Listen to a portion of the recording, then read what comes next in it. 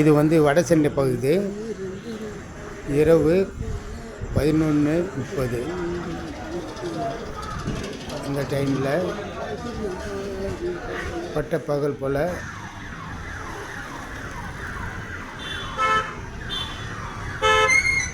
பாருங்கள் என்ன டிராஃபிக்கு.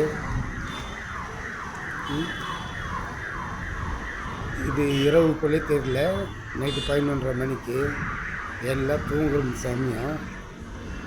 ஆனால் ஹோட்டலில் நமக்கு சாப்பாடும் கிடைக்குது.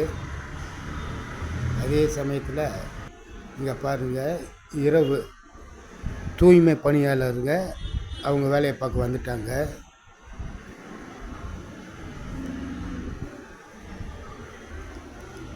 இது வடசென்னை திருவொற்றியூர் பகுதி.